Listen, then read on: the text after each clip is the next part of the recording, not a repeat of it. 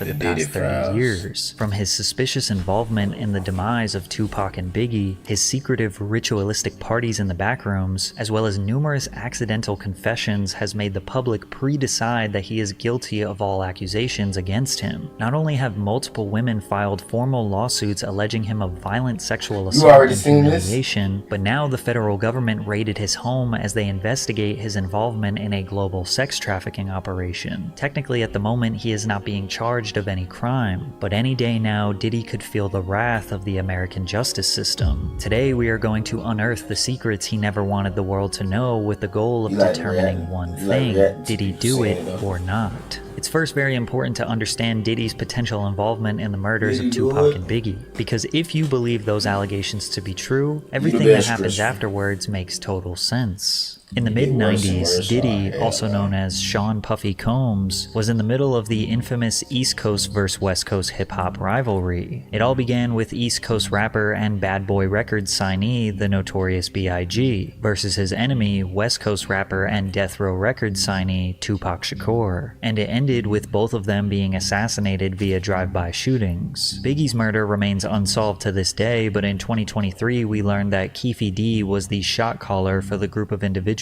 that killed Tupac. Although we do not know the specific details as to why these two rap legends were killed, through all the theories, key information, and first-hand recollections from friends and witnesses of both murders indicate that Sean Combs had involvement in both murders. Biggie and Tupac were friendly and actually respected each other at first. Tupac had begun rapping in 1991 and within 2 years already had earned a platinum album. Biggie was a crack dealer who recorded freestyles for fun, until someone sent his tapes to Puffy, who signed him to Bad Boy Records for $25,000. Puffy was also able to use his status in the music industry to connect Big and Pac. Pac became a mentor to Biggie. He once even asked him to be his manager. I was there, nigga. I trained the nigga. Used to be under me like my lieutenant. The nigga, I used to come to New York.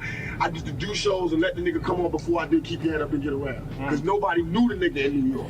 And I used to tell the nigga, yo, if you want to make your money, you gotta rap for the bitches. Do not rap for the niggas. I told the nigga, don't rap for the niggas. Rap for the bitches. The bitches will buy your records and the niggas want what the bitches want.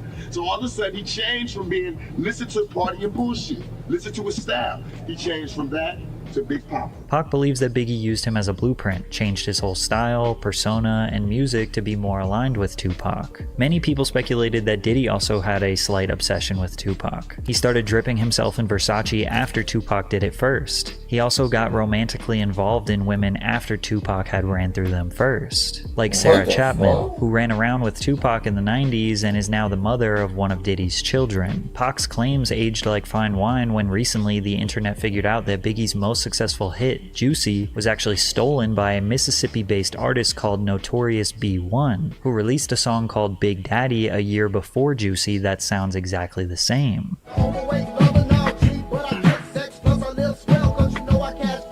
Is it a coincidence that Notorious B.I.G. and Notorious B.I.G. are very similar, and this song is called Big Daddy, and Biggie started going by Big Papa? But many people believe this was the mastermind of Diddy, as he was a music industry expert who knew how to scout talent and assess a hit song before anyone else heard it. They believe Puffy instructed his artist to steal from Notorious B.I.G., and Biggie trusted his boss and mentor. Pac and Big's rivalry began as a music-based competition: who had more music sales, who had the better fashion, media representation, and cultural influence. But due to gangster rap creeping into the mainstream and the two being surrounded by legitimate gangsters, tensions...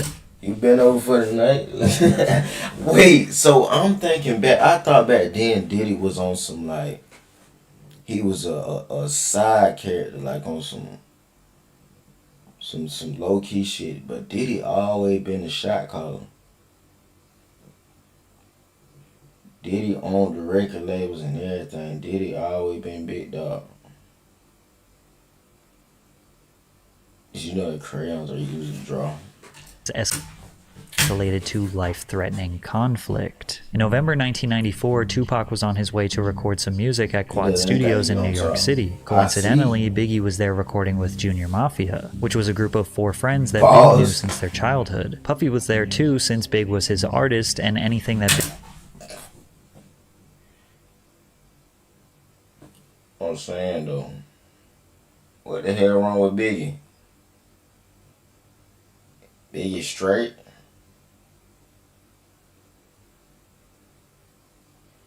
Fire the cameraman. Man, Diddy need to go get his ass. Fuck firing him. They did Biggie wrong. God damn, Biggie. They got Biggie looking like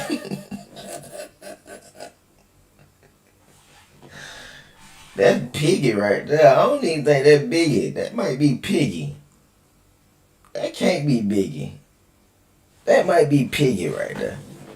What the fuck? Shit. God damn. Big Rights or Records is technically owned That's by what I'm just saying. They did make him look autistic. That can't be Biggie. Yeah, gotta be Piggy. the Bad Boy label. Allegedly, a man by the name of Jimmy Henchman, who is now serving life in prison, was planning a robbery on Tupac since Pac owed him some money. Many speculate that Jimmy told Puffy what was about to happen, but The fuck wrong with him? I'm saying though, who the hell is the cameraman back then? They fucking people up. They got him. They got him looking wild. You and Diddy looking like, Puffy hey, did not try to stop hell it. no. When Pac was outside the studio, he looked up and realized rapper Lil Cease, who is best friends with Biggie, was yelling at him from above. He was excited to see Yeah, him kinda because like they were Diddy, friends. yeah. He told him he was going to go downstairs and meet him in the lobby. Pac got to the lobby downstairs when some men attempted to rob him at gunpoint, which quickly led to conflict and Pac being shot 5 times. In the middle of that trial, Shakur was gunned down, shot 5 times in what he claimed was a murder attempt, and police called a robbery. Gabo look As the like police Biggie. did their investigation, you can see Diddy looking around scanning the area with his head down. Keep in mind that after Tupac was shot, he got in the elevator and went upstairs where dozens of Bad Boy affiliates were located. Pac was interviewed by Vibe magazine detailing the night he was shot and the energy of the people around him while he was bleeding out. Because Andre Harrell was there, Puffy was there, Biggie, nobody approached me. I noticed that nobody would look at me. Andre Harrell wouldn't look at me. I had been going to dinner with him the last few days. Puffy was standing back too. I knew Puffy. So Tupac already knew them niggas set his ass. Them Tupac knew they backdoored him. That fucked up. He knew he got backdoored by them niggas. He knew how much stuff I had done for Biggie before he came out. Based on Tupac's words here, fans in the media believe that he was hinting that Biggie and Puffy might be behind the attack, which bothered Big and Puff since publicly at this point they were still friends. Tupac article had me pissed off, you know what I'm saying? And the rumors that spread. Look at Diddy. Tupac article had me pissed off, you know what I'm saying? You really gonna talk about it? And the rumor. God damn. Yo, that side profile, wow. Yo, my side profile crazy.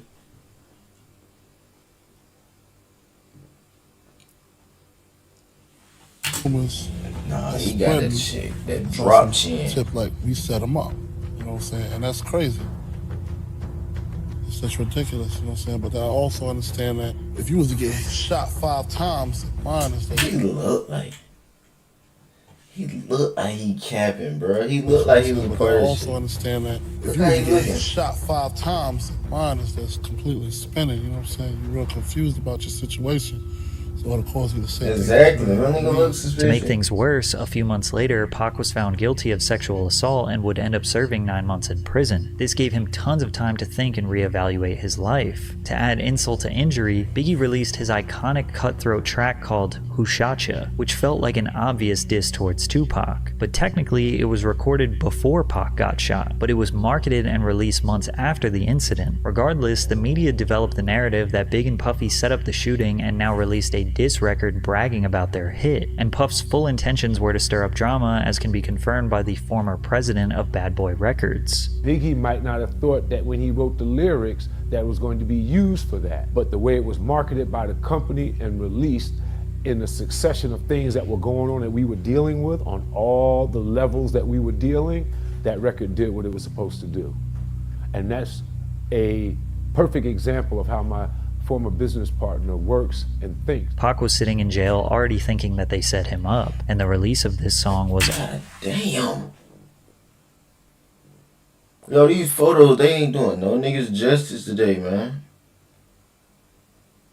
Who the fuck is that?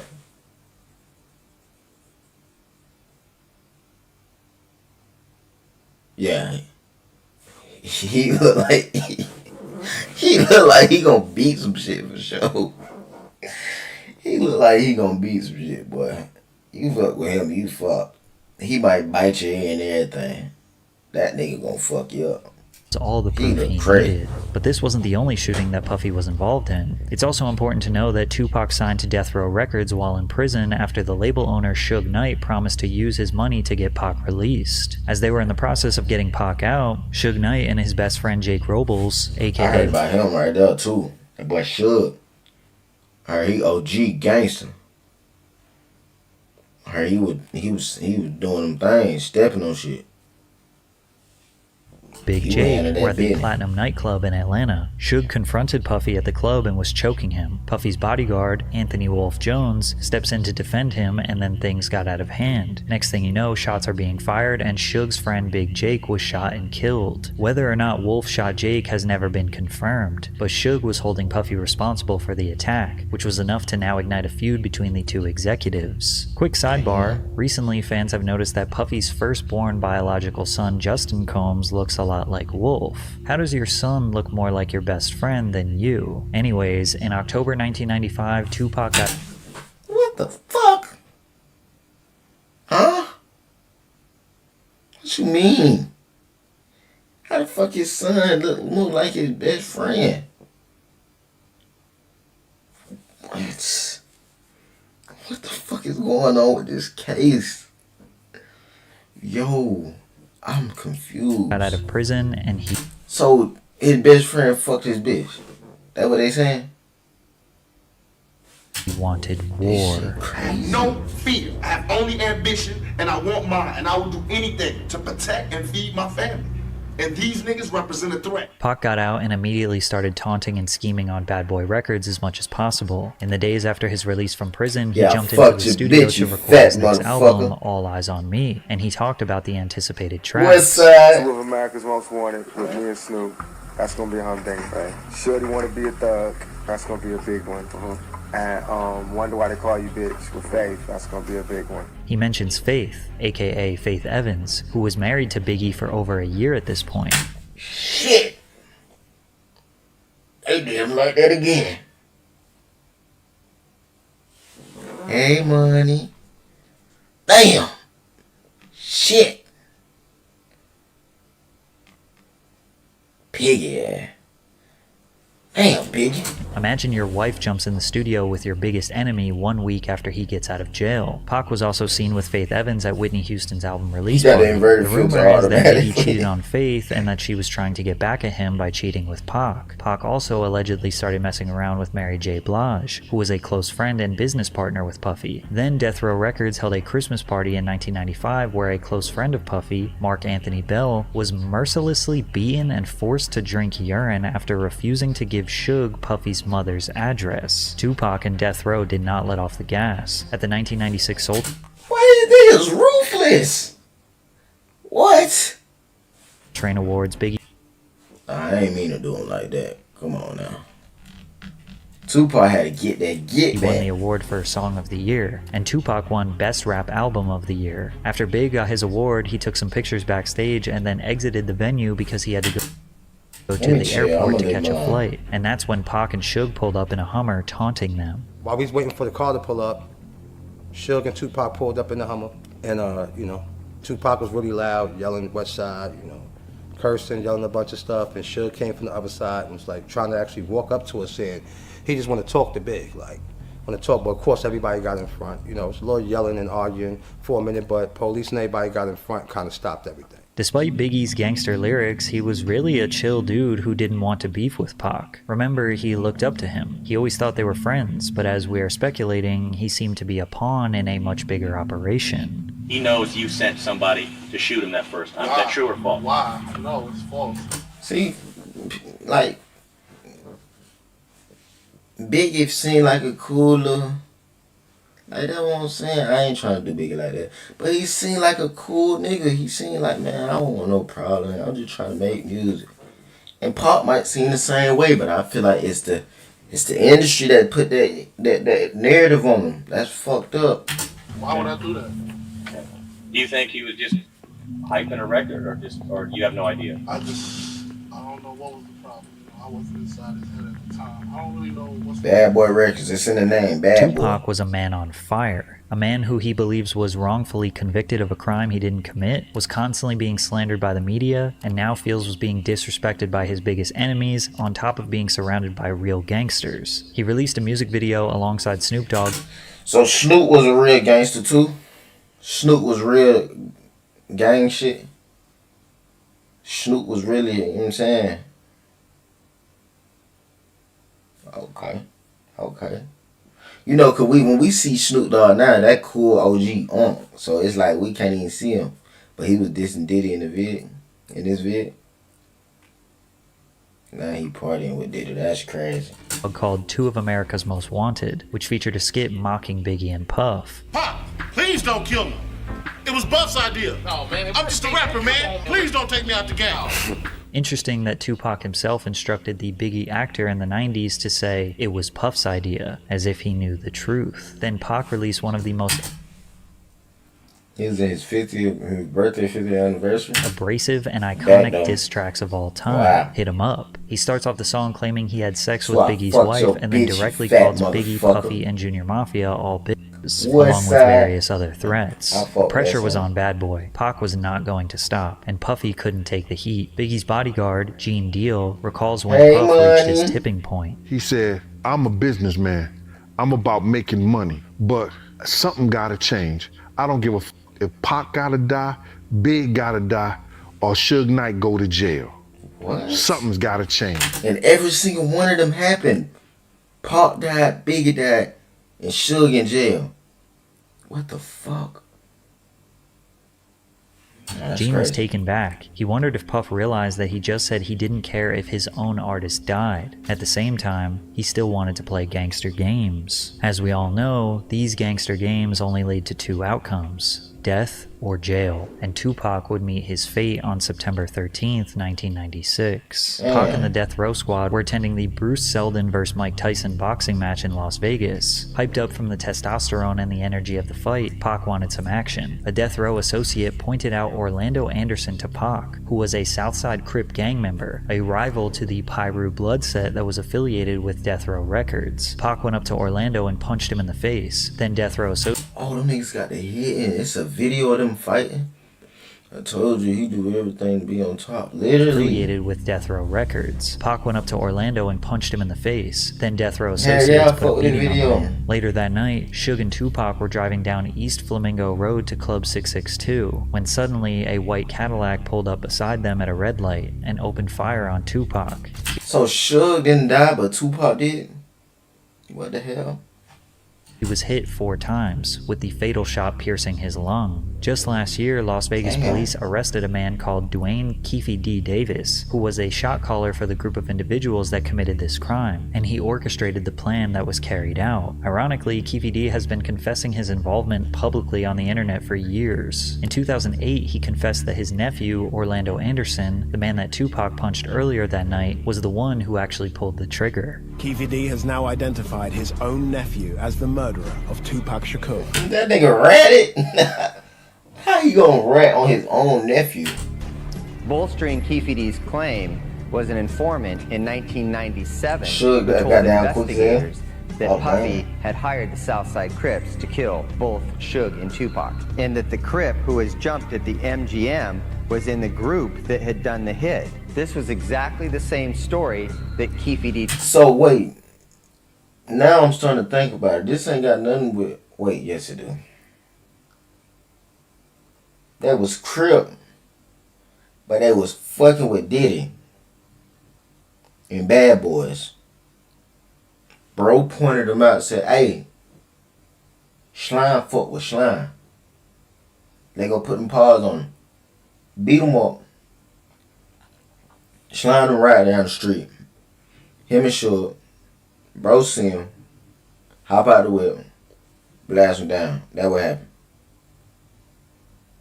Okay, I think I understand.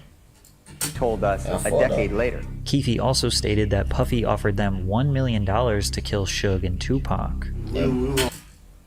And he gave them some money. Wow. $1 million. Yeah, he said, come on downstairs and talk to you. Oh. He tells you, seriously, man, I need to get rid of these guys. I mean, he's looking at you in the eyes and he's like scared. Yeah. You tell him we'll do it for $1 million, and he's like, okay, I'll do it for $1 million. He agrees. You shake on it or something like that. Did they get the money? Who brought up the amount of $1 million? He did. Puffy did? Yeah. Okay. Wasn't you? No, it wasn't me. I'll shit. $1 million, I'll take it. When Diddy was asked about this confession, this was his response. It was this documentary that claimed, which we know wasn't true. Yeah, check this out. We don't talk about things that are nonsense. We don't even entertain nonsense, my brother. So we're not even going to go there, with all due respect, but I appreciate you as a journalist asking. Thank you. As you can imagine, Death Row was likely seeking retaliation for the murder of Tupac. Everyone at Bad Boy Records knew they were not safe, but they were especially not safe in Southern California. An LA kingpin called Gene Deal, Diddy's bodyguard, and warned him that there was a hit placed on Biggie in LA. This somebody did 26 years in the federal jail as a kingpin, brother. He called me to save Biggs' them life. Tell them niggas not to go nowhere. It's a hit on them. You get this information from a kingpin, brother. Chaz Williams. Despite knowing all this information, in February of 1997, they headed out to Los Angeles to promote Biggie's new album, Life After Death. Puffy also wanted to record some of his album, No Way Out, in LA. Lil Cease, Biggie's best friend, claims that Big wanted to be in LA. If he say go, we going. If he stay, we staying. Big wanted to stay. I always tell people that, yo, why everybody always go, why y'all was there so long? Yo, Tupac versus why you didn't tell him to go home? Nah, this the Diddy file. This ain't even Tupac versus Big. He's the boss. We're here because of him. And if he feel like it's no threat that he wants to be here, it's our job to stand down with him. Biggie was not taunting the West Coast. He genuinely loved being in LA. He Right. received a lot of love from fans, promoters, radio DJs, You talking about this nigga surrounded by his blazing? enemies. Instead of claiming to be the victor of his beef with Tupac, Biggie wanted to use his I mean, life to hey. inspire change and squash the East Coast versus West That Coast what happened beef. when you win, The truth bro. is, over Niggas the just years, play, Puffy and man. Biggie had made so many enemies that they He the didn't boss. really know who was after them. But they I'ma overstayed do what their he say, welcome he in the pay my City of bill. Angels, and Big's demise came on March 9th, 1997. After presenting an award at the 1997 Soul Train Awards, the Bad Boy crew attended the after party hosted by Vibe magazine at the Peterson Automotive Museum. Biggie left the party riding in the front passenger that's seat of a fucked up, Chevrolet bro. Suburban SUV with Puffy and other entourage members driving directly in front of them. As they stopped at the first red light, a dark-colored Chevrolet Impala pulled up alongside Biggie's SUV. The An same unknown way. assailant inside the Impala rolled. The same way. Suge was in the car when Tupac died. Diddy was in the car when Biggie died. The same way.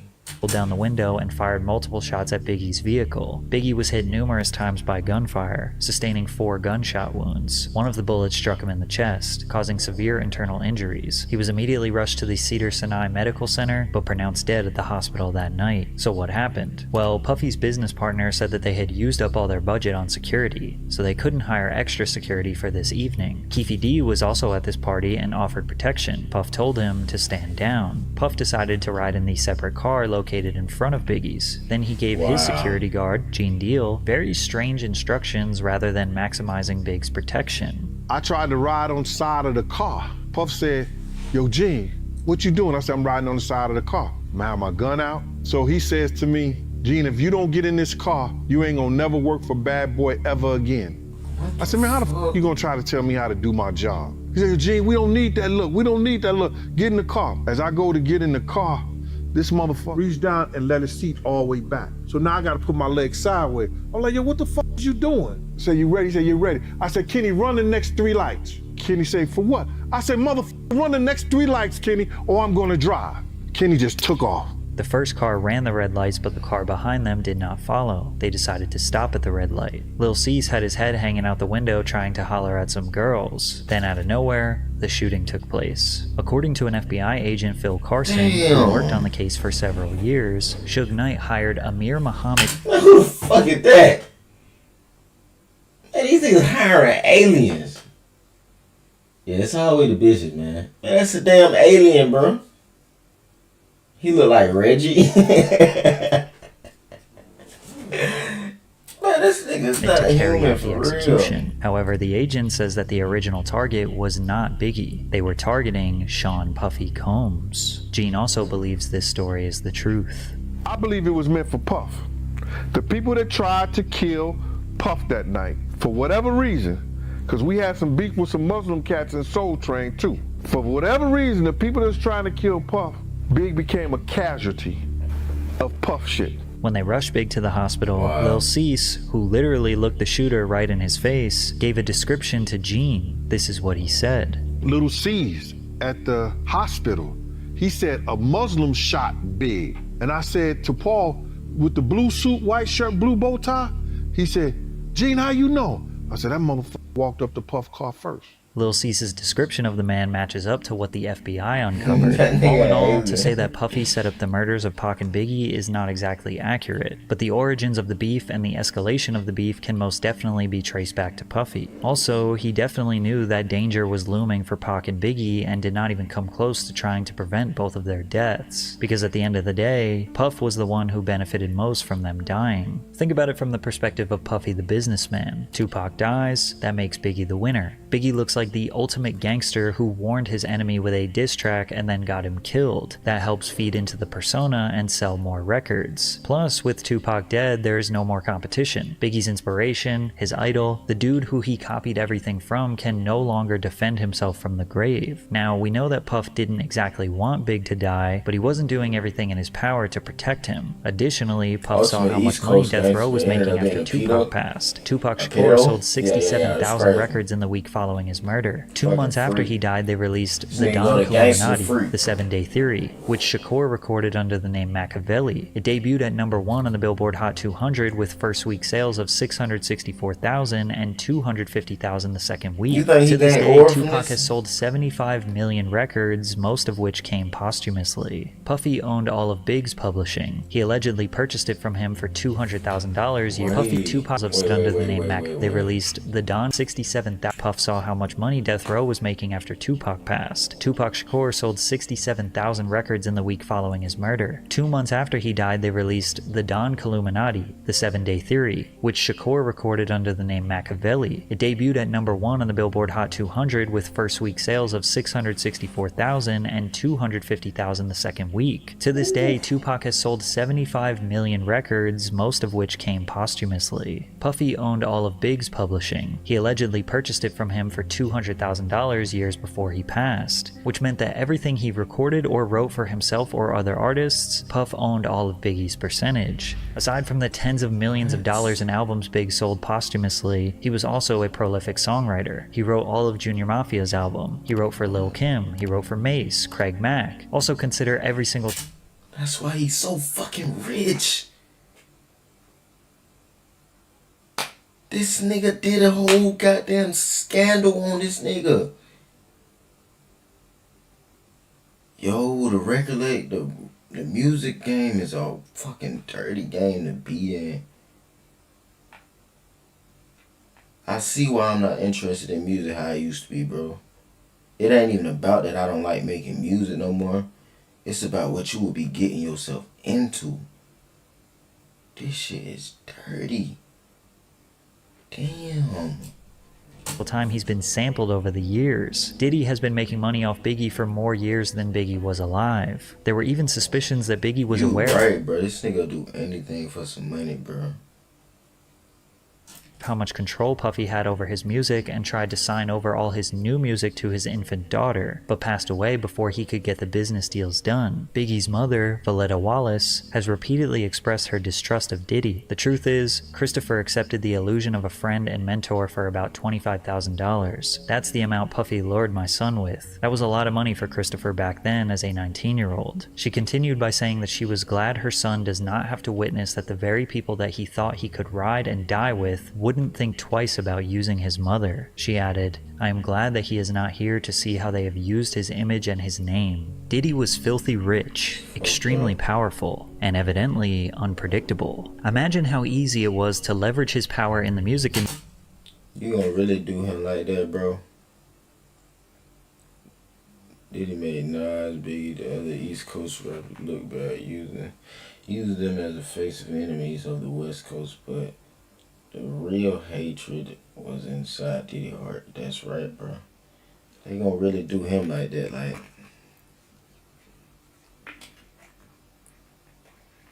come on, bro. Diddy just knew. Oh yeah, he vulnerable. Oh yeah, I can get him. Look how he look. I can get him. That's fucked up, bro. The thing that gets me when he is asked, he says Biggie to go or Tupac to go. And look, that's all manipulation to get their mind off of what Mystery happened. and his personal life. If you said no to him, in theory, he could blackball you, extort you, or maybe something more permanent. So consider that when we begin analyzing his history of suspicious behavior. I got my MTV out. Savage! I'm a savage! Oh! I'm a savage! Whatever I want, I'm going to get! Whatever I want, I have to get! Let's start with the mysterious. Yup. You been that ass over for the night, I'll make you a superstar by the morning. And then I'm gonna take your life by the weekend. Add that on there. Yes, Puffy's. You been that ass over the night, I'm gonna make you a superstar by the morning. And then I'm gonna take your life by the weekend. Fucked up. Put your hand in the can for Lamar Jackson edit.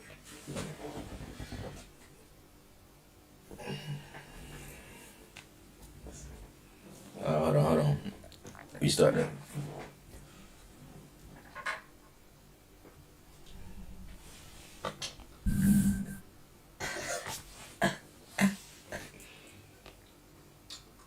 Yeah, edit that shit. That actually sounds like something he'll say. They also say he has tunnels in the Michael Jackson house. Wait. Where's you going with this shit? Michael Jackson tunnels? What the fuck is going on? Where we get to Michael Jackson? Why did you kiss me without consent? I'm sorry, bro. You should close your eyes, nigga. Damn, we need to put that on a t-shirt, bro. We need to make that a tee. What I say, you been that ass over tonight. I make you a superstar by the morning. And I'm gonna kill you by the weekend. By Diddy. Diddy Sean Combs Diddy. Diddy Sean Combs. Been that ass over by the night. Make you a superstar by the morning. Take your life by the weekend. Diddy. It's Flavor Camp, where Diddy would mentor teenage musicians like Usher and give them a taste. Look who Vernon. He go for the kids. Man, booty hole turned inside out. Hey yo, chill. Whoa. It's too late to be watching Diddy, boy. Man, that nigga Usher fucked up. Flavor Camp. That shit called Flavor Camp. You know he done turned niggas inside out. Damn.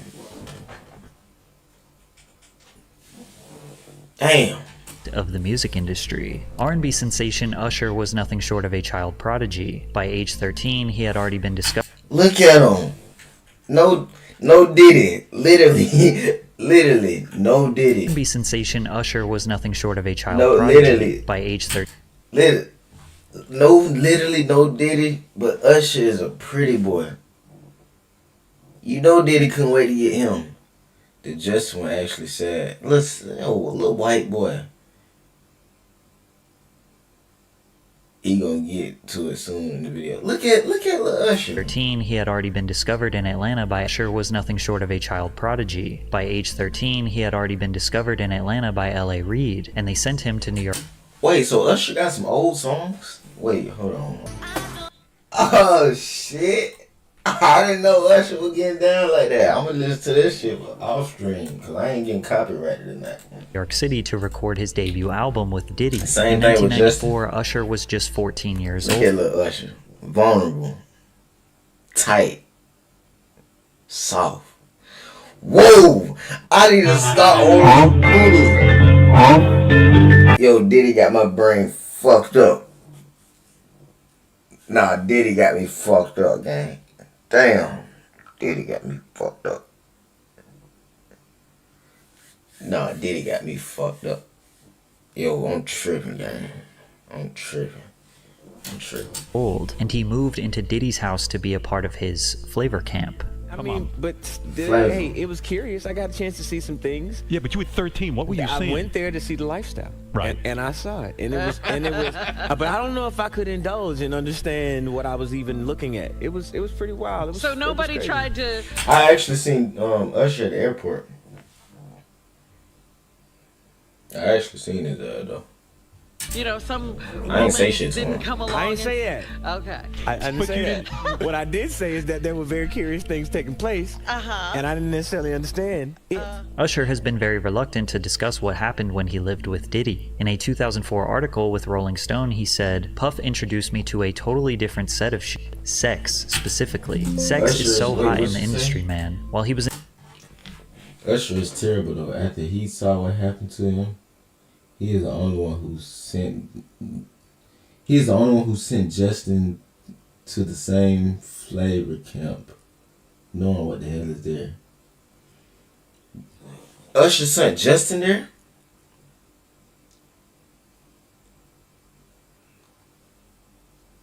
How the fuck this nigga go from gangster to? What the fuck? New York, he lived at Puffy's house in Scarsdale. There was always girls around. You'd open a door and see somebody doing it, or several people in a room having an orgy. You never knew what was going to happen. Some people look at this as nothing short of grooming a young boy. One time, Diddy himself detailed what living with Usher was like. Back in the days when he was like 10 and I was a little bit older, his older brother, we used to fight over the Frosted Flakes. You know what I'm saying? Before pause was invented. You know what I'm saying? But it's my brother for real. We used to actually wrestle off of the Frosted Flakes because he used to always get them earlier than me. Now he's one of the richest stars in the world. And I'm Yo, what the f did Puff just say? Even though Kevin Hart was just joking, he really was the only one. He went from gangster to then focus on freaky shit. Yeah, I think he realized that, hey, this gangster shit that I'm diving into, this shit too risky. I might as well go for vulnerable young niggas. How the fuck did your mind turn to that? One that seemed to question what Diddy was talking about, but Usher looks kind of uncomfortable. And you'll notice a theme where Diddy is very comfortable touching other people, embracing them, calling them pet names, and almost always the other person's body language screams. You just kissed Birdman in the head. Ain't Birdman gangster. You let this nigga kiss you on the head, gang. And he's smiling.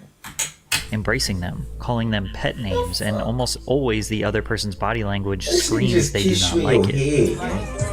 Man, nah, this right here. You doing it, daddy.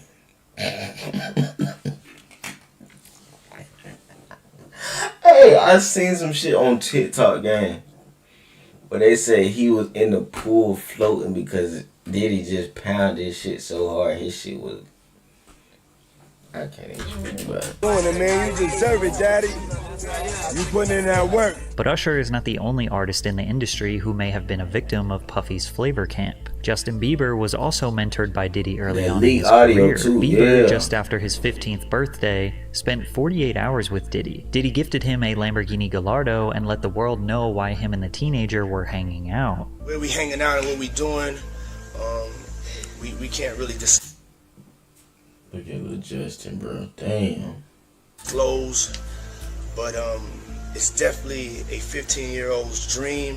I don't have legal guardianship of him, but for the next 48 hours, he's with me. So and we gonna go full crazy. Combs seems to be acting strange, but Justin seems What did you just say? We gonna go butt full crazy? Full crazy. Butt full, man. And we gonna The go diddly full crazy. Combs seems to be acting strange, but Justin seems alright. At the time, he was still a young star, glamorized by the industry. 1 year later, his demeanor towards Diddy was much different. What's up, man? You good? I'm good. How are you? All right, doing? young brother, everything's good? Everything's Selling great. out arenas and everything? Starting to act different, huh? You ain't been calling me and hanging out the way we used to hang out. Well, I mean, you try to get in contact with me, through all my, partners and whatnot. But you never really got my number, so. Now, Combs is renowned. Oh, what the fuck? He looks scared as hell. You try to get in contact with me, through all my, partners and whatnot. But you never really got my number, so. Now, Combs is renowned for hosting lavish and star-studded parties that have become legendary in the entertainment industry. Diddy parties are famous for attracting A-list celebrities across all industries. I had the craziest. Diddy parties are famous for attracting A-list celebrities across all. Who the fuck is that? Hey, who is this? Who is this? Yo, she looks scary as hell. That gotta be the devil. Yo, that gotta be the devil.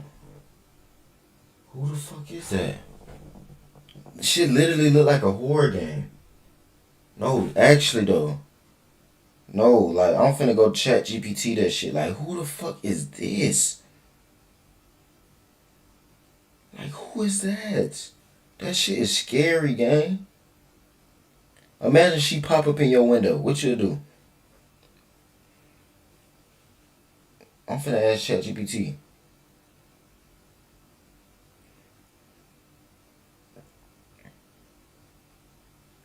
Like, who the fuck is that? You almost done with the edit? I bet. Yeah, let me see that when you're done. Even ChatGPT can't tell me who that is. Y'all can't even see it blur. But ChatGPT can't even say who the fuck that is. Who is this?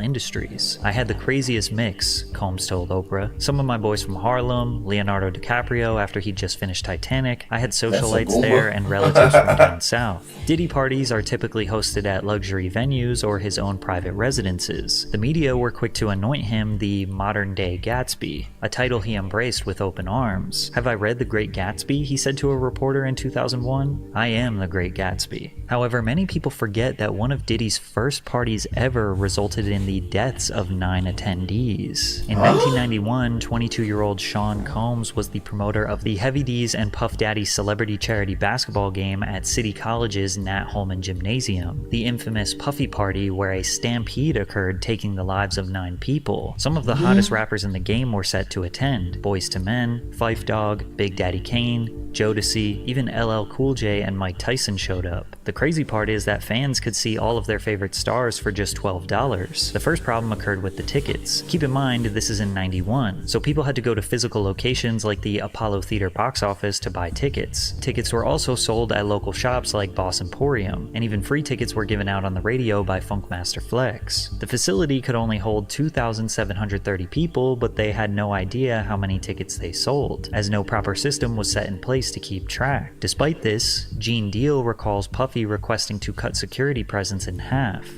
This particular day, Puff calls me the day before we supposed to do the party and say, yo, Gene, I don't need y'all to do the security outside. I got the FOIs to do it.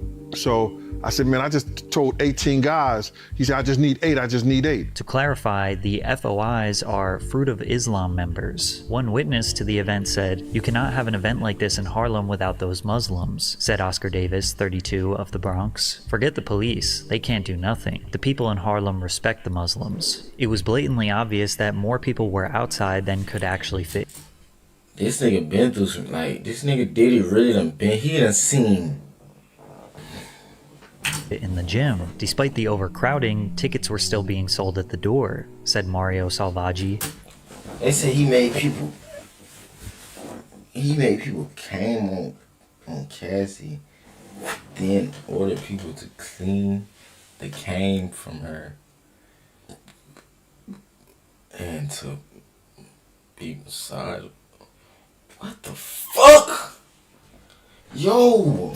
A city police patrol chief. Fans entered through 2 side exits and funneled down the stairs, through the doors, into the gymnasium. But once LL Cool J and Mike Tyson showed up, all hell broke loose. Mobs of people started swarming from outside to rush inside, pushing people forward towards the glass doors. The glass doors eventually were shut and needed to be pulled towards the crowd to be opened. Guards tried to instruct people to fall back, but they wouldn't listen. The pressure became so great that the glass doors shattered and people fell through them. Outside, outsiders began stampeding and stomping over bodies to get inside the facility, but the problem just got worse as they needed to go down the stairs into the gym. The doors at the bottom of the stairs also needed to be pulled open towards the crowd, not pushed into the gym. So hundreds of people were squeezed up against these doors in this tiny stairwell with no way to escape. Also notice that these doors don't have any windows. So inside of the gym, people were having a great time. From the outside, you could Yo, that's a horrible way to die.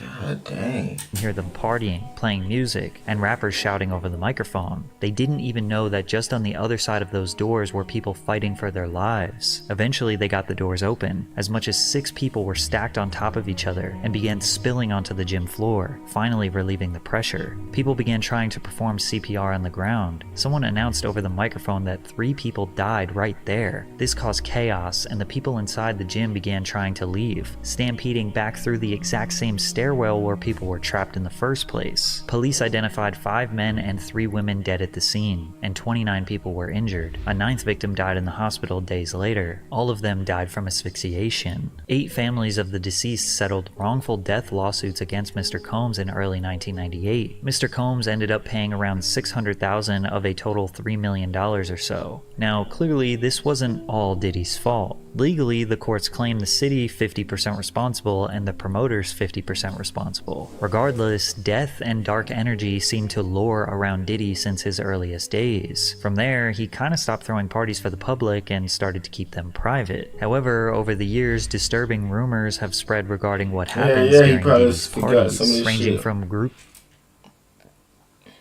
sex rituals to casting couches where newcomers would secure their future in various industries. The biggest rumor is Yo, this shit making me hungry and I gotta pee. Other powerful men to advance their careers, and apparently it's an open secret in the music industry, which is why Shannon Sharp erupted in laughter when Cat Williams said, Cause P. Diddy be wanting to party, and you gotta tell him no. You got to tell him no.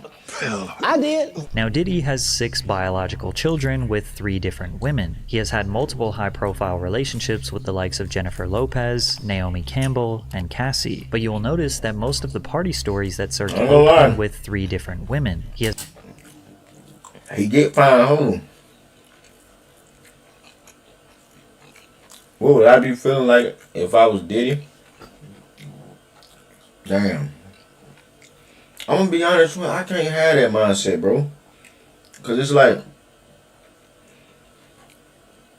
the reason why I'm doing this is to help people. Like, the reason why I make content and the reason why I want a platform and stuff is to help people. So I can't have that mindset of, you know what I'm saying, exploiting people and using people. I don't know, I can't even think like that. And like, if I had them type of thought, that means I'm letting evil into my mind. And I can't even think like that. Like, that's a fucked up nigga. Has had multiple high-profile relationships with the likes of Jennifer Lopez, Naomi. Imagine on your mom is all that shit. Tupac. Biggie, freak out. I'll be gone. I'll be gone, bro. Like, that shit will be going to sleep thinking about that shit. I know he go to sleep every night thinking. That's probably why he a freak. That shit always on his mind and shit, so he got to do something to get that shit off his mind. Nah, he just do it. Oh, so you don't think that's the reason why he do it? He just do that shit, just do it.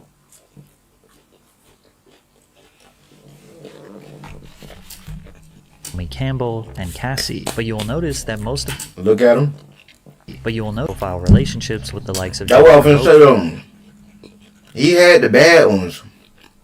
Lopez, Naomi Campbell, and Cassie. But you will notice that most of the party stories that circulate involve him being surrounded by men. Josh Ostrovsky, who goes by the Fat Jewish on social. That's what I'm saying. You got all these women. What you chasing nigga booty for? I'm confused. Media detailed his strange experience at a Diddy party. I'm on ecstasy and I'm trying to find the bathroom and I can't find the bathroom and I get lost. So I open a door and in that room there are a bunch of men Guys trying laying to freak about you up. and kind of like very like kind of leaning on each other. Not like if you were spooning but facing each other and like leaning up on your elbow and talking. Like it would almost be the prelude to an orgy. Yes. Oh, absolutely. Okay. Oh my god. Oh Okay. my god. It was so prelude to Okay. an orgy. And who is lounging in my direct eye line? Puff Daddy and Felix the House Cat, famed house music producer. Yeah, no, I know who are that is. basically spooning each other, and they're drinking a glass of Hennessy, and they're like sharing. They're like passing it back and forth, And everyone's talking. and everyone's just like talking. Yeah. And then as soon as I see them, I'm like, All men though. There's not all one woman men, in this room. all men, and Yeah. they're all 100% on ecstasy. Shortly after Josh and Diddy locked eyes, he was kicked out. Josh, who is a gay man, immediately felt like he was in a room full of other gay men. But there was no real accusation nor... Type of nigga like him get bored. You got the money, you got everything, bro. You just want to experiment now. At this point, I want to try shit. He look like Kyle. Oh my god. Damn. Yo.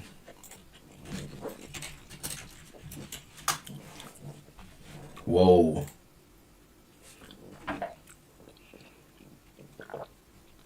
Diddy snap. Whoa.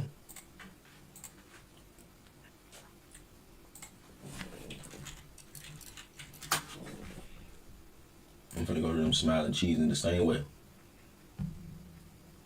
You gotta have the glasses on.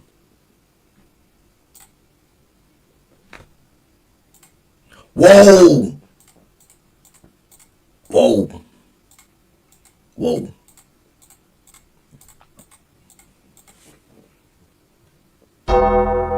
Wait a minute. Kai might be. Hold on.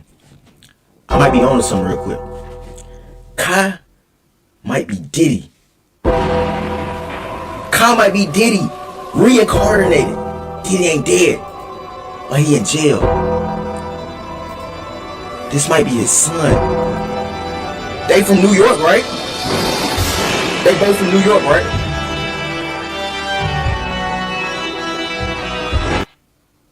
Hold on.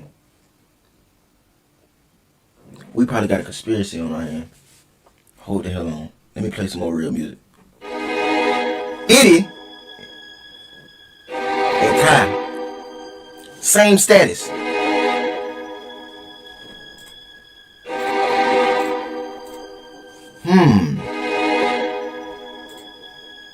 Kai Cenat received an award.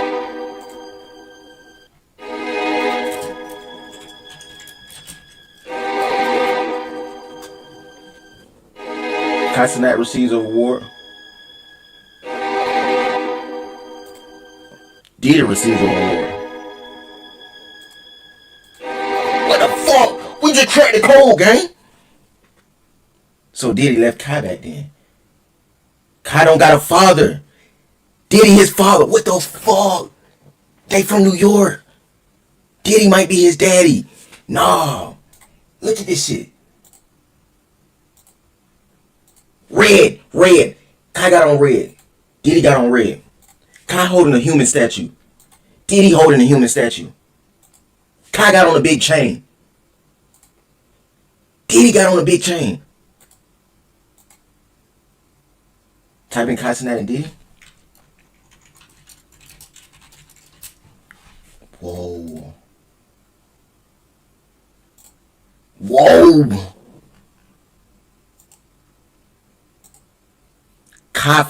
Diddy followed Kai.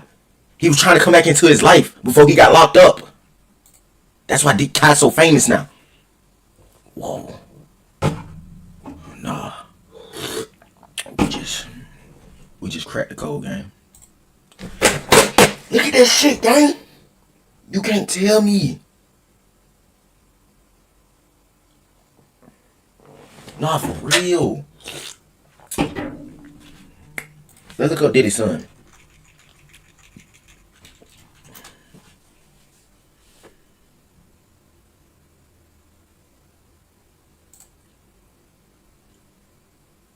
He look like Kai brother.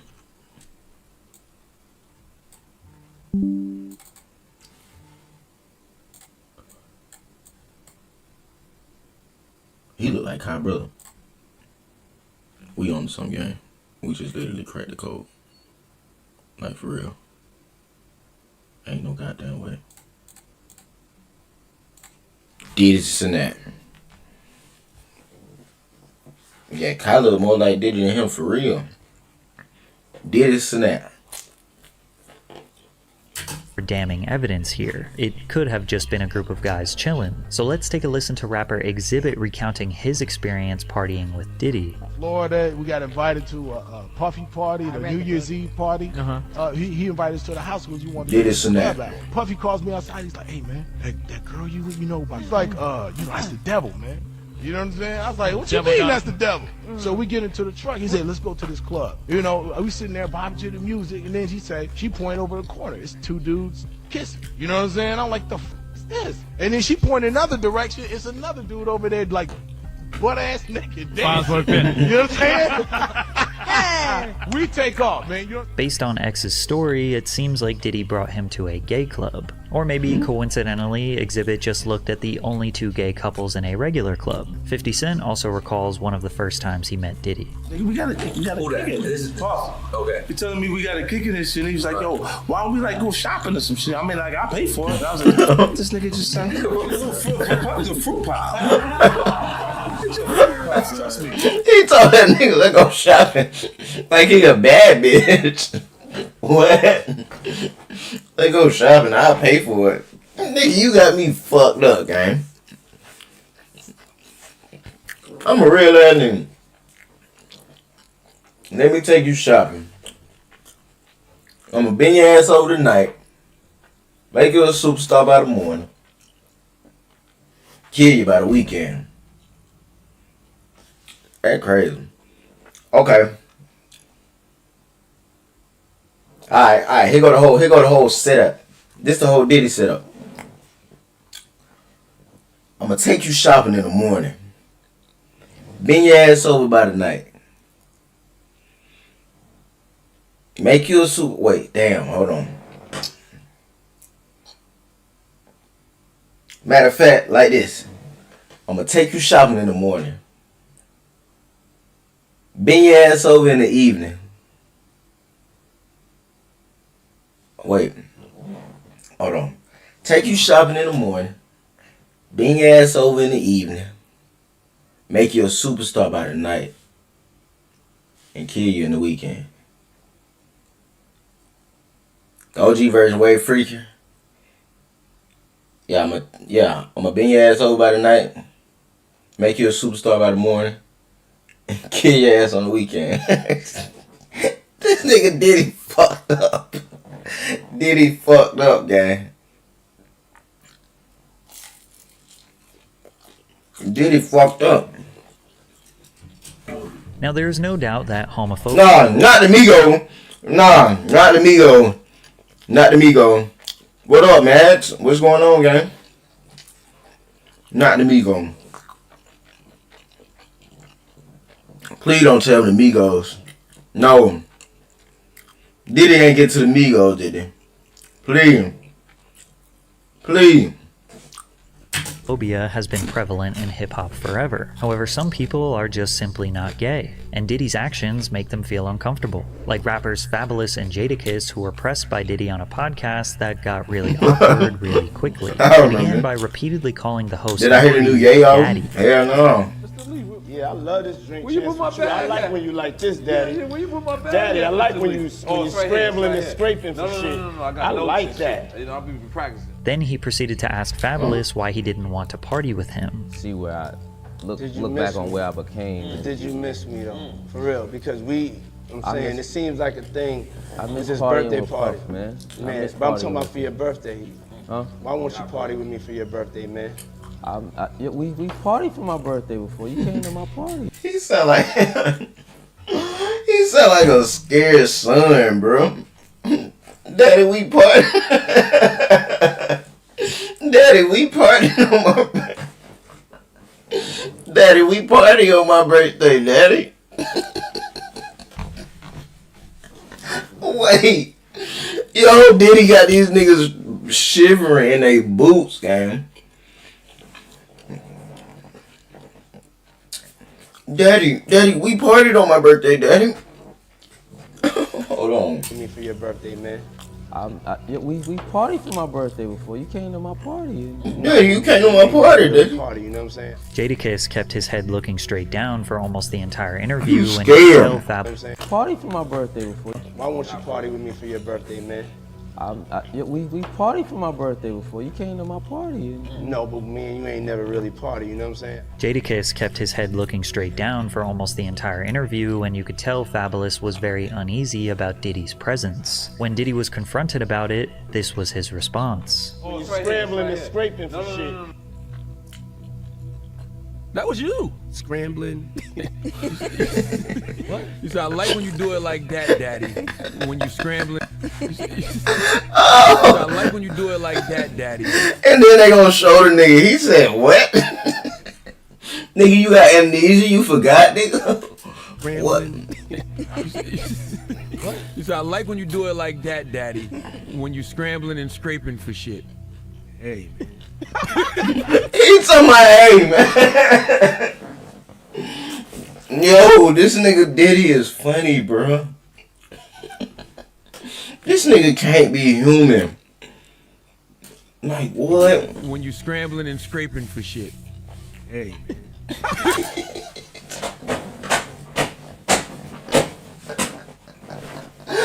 Oh, I'm finna, hold on. I'm gonna choke on my food, bro. What? Ain't no way.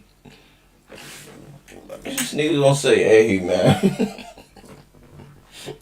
That, Daddy. When you scrambling and scraping for shit.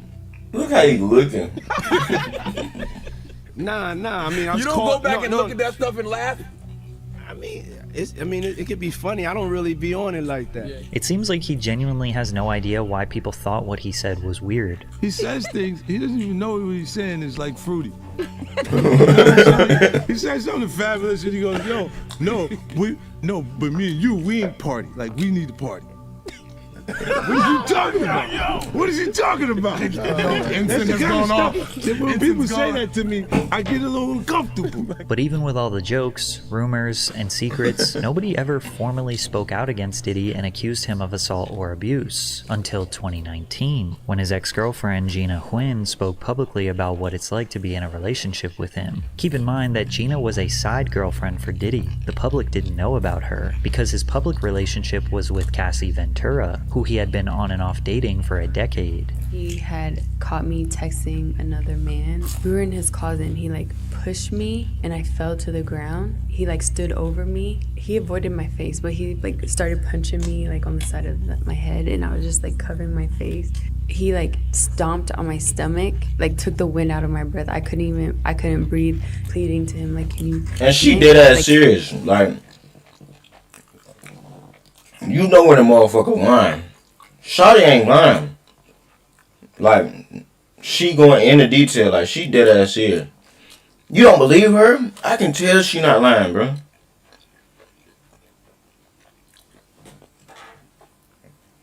Like, she going into detail, gang. You don't believe her? My head and I was just like covering my face. He like. Only reason why you believe Cassie is because you seen the video of how he did her. She just said it.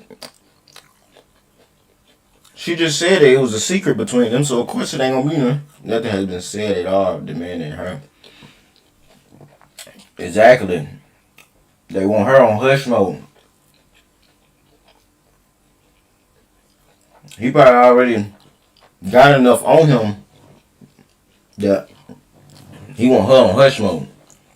He probably done already threatened her family. Even when she went on this interview, he probably already threatened her folk. You don't know. Stomped on my stomach, like took Exactly. the wind out of my breath. I couldn't breathe, pleading to him like, can you stop? And he like stopped for a little bit. He like grabbed my hair from the back and like was like punching the back of my head. She also claims that she was pregnant with his child in 2014. You mind telling me what happened with that pregnancy? He was like, you're gonna get an abortion, right? I was like, I don't know yet. And then he offered me $50,000 to get rid of it, but I turned. You know that's true. Diddy quit to pay that paper. Come on. It down because I just loved him. Gina did not take the money, but she also did not have the child. 4 years later, she got pregnant again. Gina goes on to detail multiple other instances of emotional and physical abuse, but she never filed any formal charges. It wasn't all the way until November of 2023 that someone finally filed a formal lawsuit against Diddy. After that, the floodgates were opened, and Sean Combs' dark... A female could be so blinded by love that a nigga could be doing her so wrong, and she just so in love with that nigga that she see right past that. Oh, he just going through stuff right now. Like, that's why you gotta cherish your women, bro. Like, cause women move off of emotion. They don't move off of logic like men. Like men, if we see any type of abusive thing in a relationship, not all, man. But if a man sees something abusive in a relationship, not actually physically, but like if your girl talking to you crazy, she disrespecting you, or she belittling you. Not all men, but some men will be like, oh hell nah, I'm not finna fuck with you. But women move off of emotions. She will look past all the wrong and all of that just cause she in love with that man. Or that too. He probably silenced him. He probably threatened her family and everything. Or gave her money. Who knows?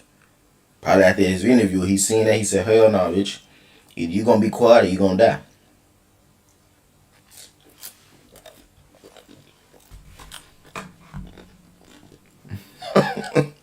Look at his ass.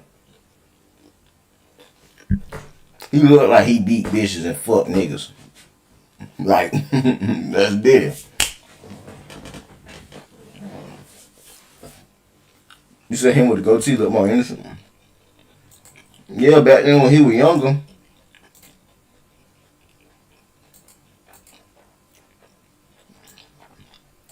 This picture right here, he look like he ain't getting in the shit.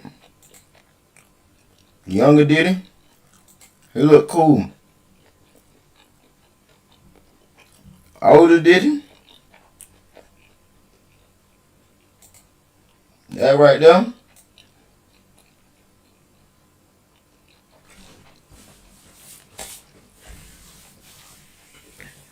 No, that's the bear. The bear? What you mean? The one on top?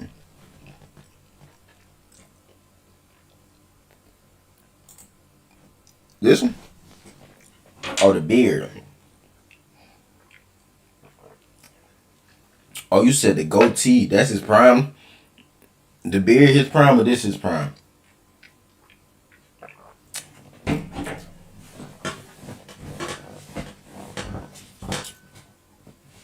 Oh yeah, this is his prime for sure. He look cool. He look like a cool party guy. This right here, that shit was a downfall. Yeah. Past crept out of the shadows. In the lawsuit, Cassie Ventura, his longtime girlfriend, accused Mr. Combs of repeated physical abuse over about a decade. As you can imagine, this lawsuit and these allegations went extremely viral. After all these years of shady rumors, weird behavior, and dark secrets, the entire world was prepared for Diddy's decline. Ventura and Combs met in 2005 when she was 19 and he was 37. He heard a song she was marketing called Me and You. He then contacted Ryan Leslie, who wrote Cassie's first single, and paired Bad Boy Records with Leslie's Next Selection imprint for the release of Cassie's debut album. In August 2006, Cassie released her self-titled album under Bad Boy Records. The pair formed a close relationship through working together for several months as Cassie became the face of Diddy's fashion label, Sean John. In 2007, Diddy separated from his longtime partner Kim Porter and started dating Cassie. Cassie alleged that Combs controlled nearly every aspect of her life, from her career to having access to her personal medical records. She claims he was frequently violent, physically abusing her multiple times. What happened to his ex-wife though? What happened to her? 19 and 37, shit. What happened to his son mom and the twins mom? What happened to her? How'd she die? They say he had something to do with that. I'm gonna call your ass Diddy expert. Oh, you don't know about her? Oh, okay, my fault. A year, and that he often plied her with copious amounts of drugs, which made videos like this one seem awfully suspicious, where Cassie seems to be hiding from Diddy. What you want? What? What you gotta say now? What you gotta say now? Oh, your Miami was an Shit to S word? say. Oh, yeah. When you I put heard your about girl on that. snap, baby, yo, baby. I mean, shit getting weird. Come on, baby. It's hot outside. You fucking wrapped up in that blanket. Let's go jog on the beach. The court papers assert that others who worked with Mr. Combs helped him control Miss Ventura, like suppressing her music if she did not obey his orders, or by helping to conceal his behavior. But it wasn't just mentally controlling. He also often got physically violent with her. In one incident in Los Angeles in 2009, the suit says that Mr. Combs became enraged when he saw Miss Ventura talking to another talent agent, then pushed her into a car and kicked her repeatedly in the face, making her bleed. The suit also details Diddy's request for Cassie to engage in his newest sexual fantasy called voyeurism. Combs forced Ventura to have sex with male sex workers in different cities, encounters she claimed he watched, pleasured himself to, and recorded. This is the allegation that likely opened up a federal investigation into him sex trafficking people. According to the suit, Mr. Combs called these encounters... What is S trafficking? I know what it is, but like, what's the literal definition of it?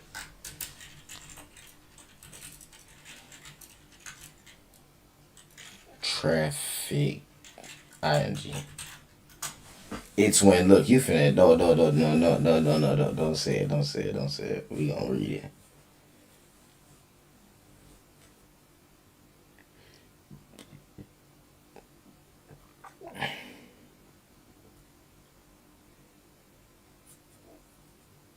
Dang.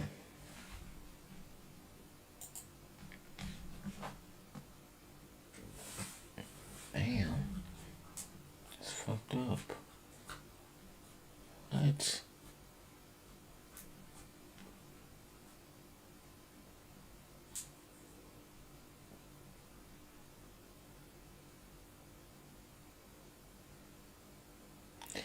Wait, so...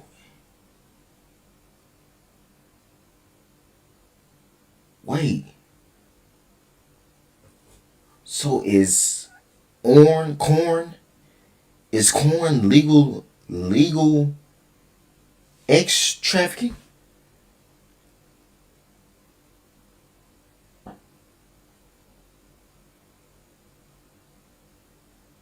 It depends. Say the guys that got OnlyFans, like OnlyFans girls, and they control that. They control their whole OnlyFans. That's what I'm saying.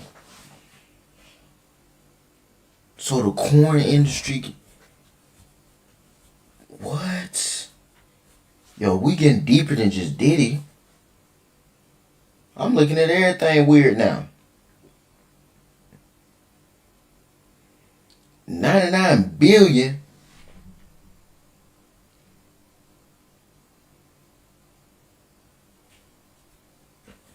They sign women and then they force them. Yo, this shit getting deep.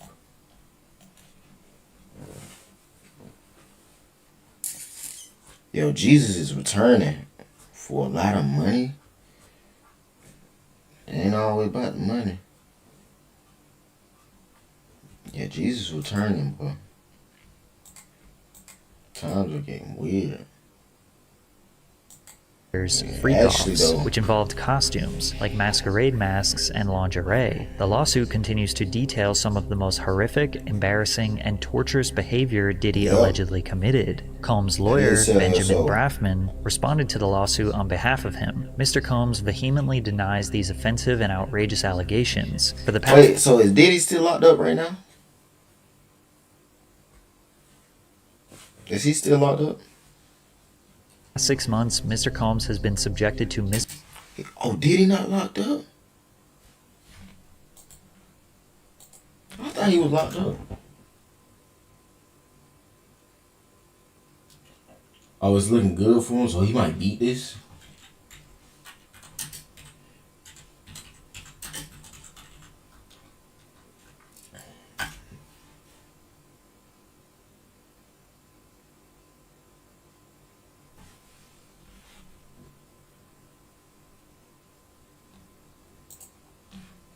Racketeering. He had been charged for threesome. Okay.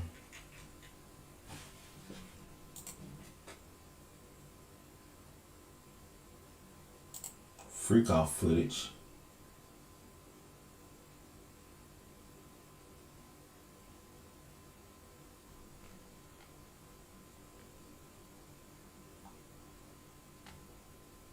This morning in the P. Diddy trial, Brendan Paul, one of his former assistants and alleged drug mule, is going to be testifying with immunity.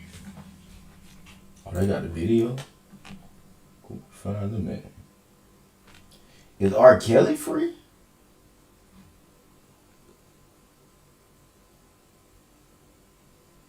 Exactly. You know ChatGPT gonna give you a straight up answer. That's why I fuck with them. That's why I fuck with ChatGPT. They don't do all that sugarcoating and reading and shit. They just give you straight up what you looking for.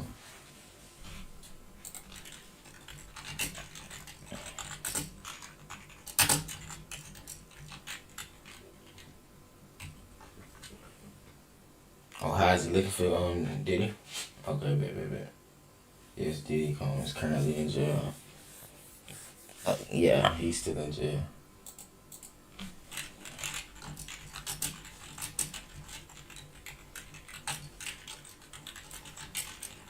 Nah, ChatGPT don't lie. They say he still remain. You know they go do name checks and background checks and everything. Yeah, they say he's still in jail.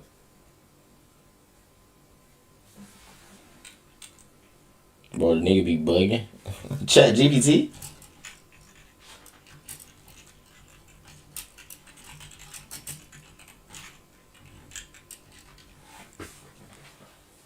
I asked the nigga about the PS5. He said it's almost out. I think he was being sarcastic. He was being sarcastic with you. He was saying like, nigga, it's already out. Like, duh, it's out. It been out. Currently 6 weeks. In its 6 week. Winding down this case. They plan to call in just a couple more witnesses before arresting. Possibility, but it's by this Friday. Following that, defense is expected to present a constant case, including arguments, challenges, and credibility of the accusers, and possibly avoiding Combs taking a stand altogether. So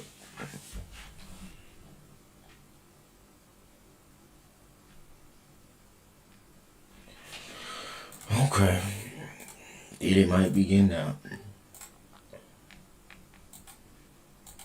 Ventura's persistent demand of $30 million, under the threat of writing a damaging book about their relationship. Despite them denying everything, the lawsuit was settled just 24 hours after it was made public. We don't know how much, but due to the severity of the charges, the public assumed that Diddy coughed up tens of millions of dollars to keep her quiet. And while Combs likely believed that he escaped Cassie's lawsuit unscathed, a woman named Liza Gardner filed a lawsuit on November 23rd. Gardner claimed that she and a friend met Combs and singer-songwriter Aaron Hall at an MCA Records event in either 1990 or 1992. They returned to Hall's apartment for an after-party where she was offered more drinks and was coerced into having sex with Combs, who assaulted both her and her friend. In another complaint filed the same day, Joy Dickerson Neal alleged that in 1991, she reluctantly went on a date with Combs, who intentionally drugged and sexually assaulted her after their dinner. Diddy denied the allegations through a spokesperson who claimed that the women's claims... Okay, now. Are these motherfuckers just trying to get money, or you think this shit real?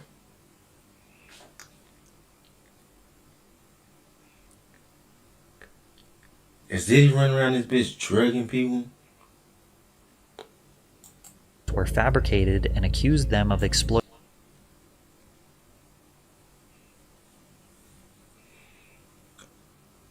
I put a pill in your drink at lunch. Bend your ass over by the night. Make you a superstar by the morning.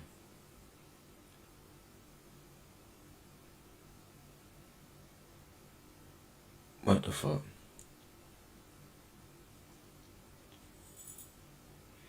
Cause I be trying to get money. What is Diddy? Exploiting the Adult Survivors Act. The New York's Adult Survivors Act temporarily eliminated the civil statute of limitations for survivors of sexual assault, which gave them the right to file a lawsuit against the perpetrator regardless of how long ago it occurred. Then another woman came out. Jane Doe alleged that Combs, his longtime lieutenant Harve Pierre, and a third unidentified assailant gang raped her when she was 17 at Combs' Manhattan recording studio in 2003. Pierre, who previously served as president of Combs Bad Boy Entertainment, had also been sued by a former assistant, who alleges he used his position of authority as plaintiff's boss to groom, exploit, and sexually assault her several times between 2016 and 2017. The lawsuit further claimed that men trafficked Doe across state lines from Detroit to New York City on a private jet, supplied the teenager with drugs and alcohol until she couldn't consent, and then violently assaulted her. The complaint also included several photos that Doe alleges were taken at the studio that night, including one where she is sitting on Combs' lap. Enough is enough, Diddy said on Instagram. For the last couple of weeks, I have sat silently and watched people try to assassinate my character, destroy my reputation and my legacy. I did not do any of the awful things being alleged. I will fight for my name, my family, and for the truth. But it wasn't just women accusing him. In February of 2024, Combs' former producer and videographer, Rodney Lil Rod Jones, filed a federal lawsuit against Combs, alleging Combs sexually harassed, drugged, and threatened him. According to the lawsuit, Alright now, nigga. He like, shit, the bitch is doing it. I might as well get in on it. Yeah, he touched me too. Yeah, he fucked me. Yeah. He did it to me too. Lil Rod Jones lived with Combs between September 2022 and November 2023, during which he worked on Diddy's most recent album, the Love album. Look, there go your album. Hey, that's your album right there, gang. That's your shit right there, ain't it? Oh, hell nah. That's your shit, boy. Off the grid. As Combs' videographer, Jones allegedly secured hours of footage and audio recordings of Combs engaging in illegal activity. The activity the suit alleges includes acquiring drugs, soliciting sex workers, providing laced drinks to minors, and sexual assault. Jones alleges that he was the victim of constant, unsolicited, and unauthorized groping and touching of his anus by Mr. Combs. Mr. Jones was... How you let the nigga even get close to your ass, bro? Yeah, that album shit. It showed them size of Diddy. Yo, how this nigga get close to your anus, bro?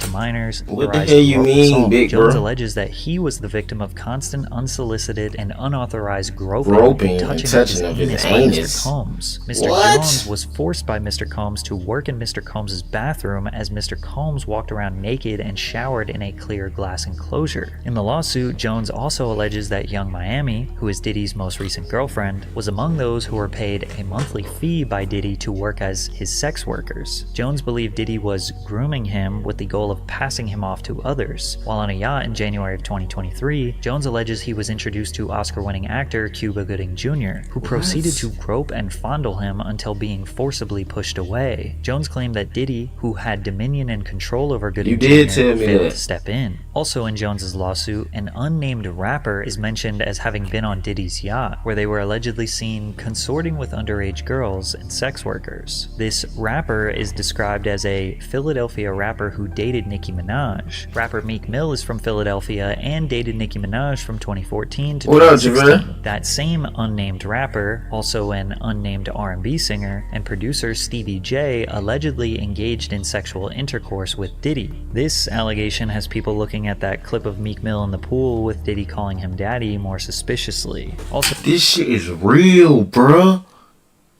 This is real. Hi, E. You watching the video about me? I knew you was a freak, motherfucker.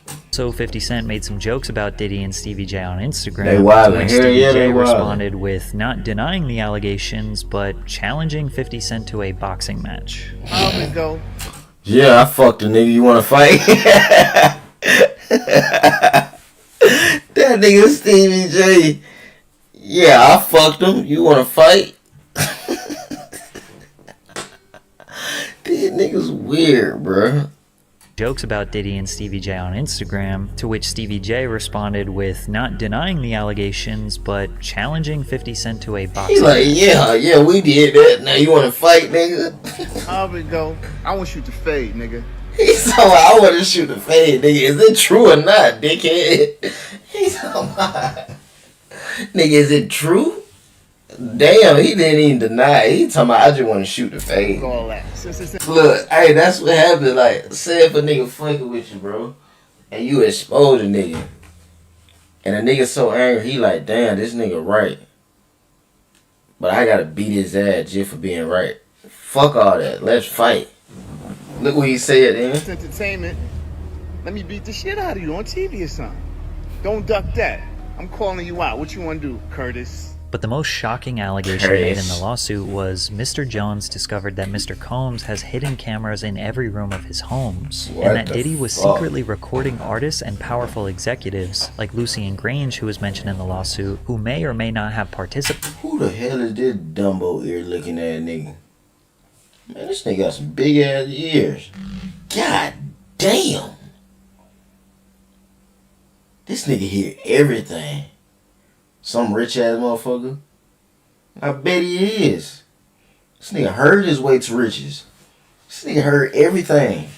This nigga heard Diddy fucking in another room. Look at this nigga ears. In the freakatives, like Lucien Grange, who was mentioned in the lawsuit, who may or may not have participated in the freak-offs. If this Alright, this nigga in the freak-offs, like, no Diddy. No homo. No homo. No homo. No homo. No homo. If I was in them freak-offs, he not getting in. What the fuck is he even doing in the room? Who the fuck even allowed him to come through the door? This nigga ears is big as hell. Like, y'all keep it a buck. Is it y'all let him in the freak-offs with y'all? Nah, pause though, pause. Turns out to be true, we might see some of the Man, most we need powerful to people in the goddamn- entertainment industry. Hey, go get ahead and send that exposed. other video, bro, because this shit got my mind fucked up. Now I'm trying to put myself in a situation. Hey, hey, send me the video, bro. Bro, have you ever noticed Kai and Diddy look? Hey, we just broke that down. We just broke that down. Do you know Diddy also has allegations with Michael Jackson? Said that Diddy had an underground tunnel. Yeah, Gang just told me that. Well, yeah, we just broke that Kai and Diddy situation down. That's Diddy Kai Daddy. That's why Kai ain't got no father, cause it's Diddy. Exactly. And that's why Kai who he is now. Who the fuck is this? What is this?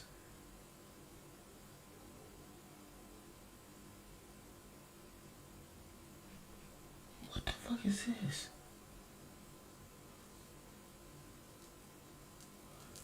I just read the news, wanna hear it. Yeah, let me hear it. This nigga a predator? The fuck? Oh, now y'all going into a whole rabbit hole of weirdos. Is this what we watching tonight? 50 Cent wants to be a part of the expose.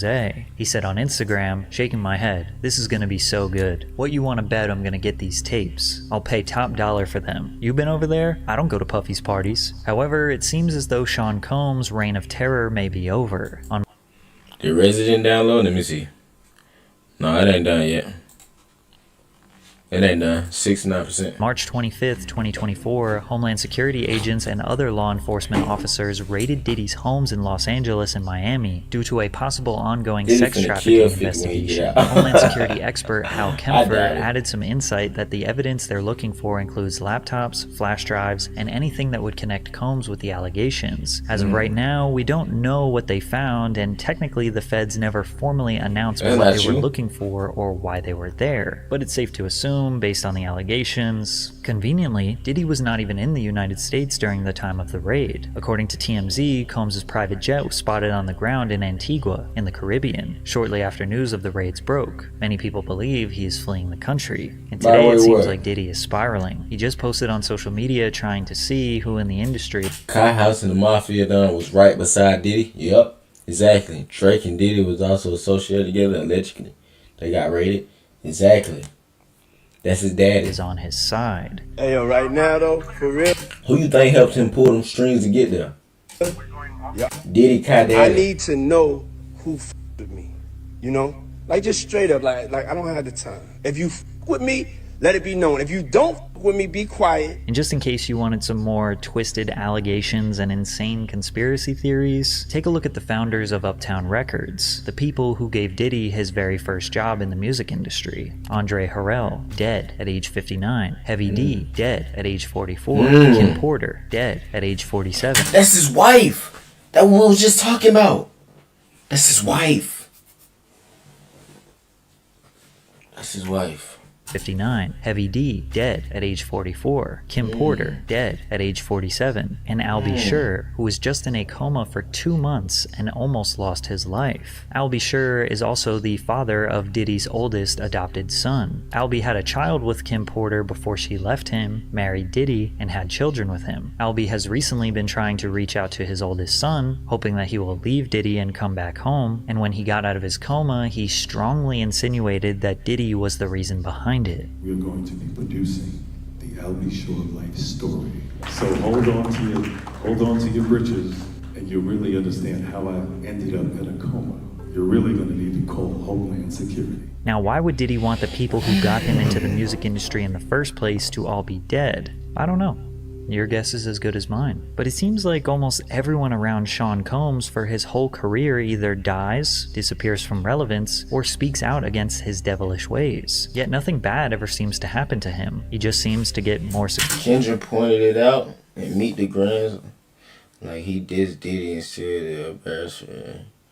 Drake place will get raided soon, just like Diddy. Oh, shit. Successful and rich. Is it a coincidence? Maybe. But for now, we will just have to see how this all plays out. Based on everything you have learned in this video, you probably think he is guilty. But as of right now, he is innocent.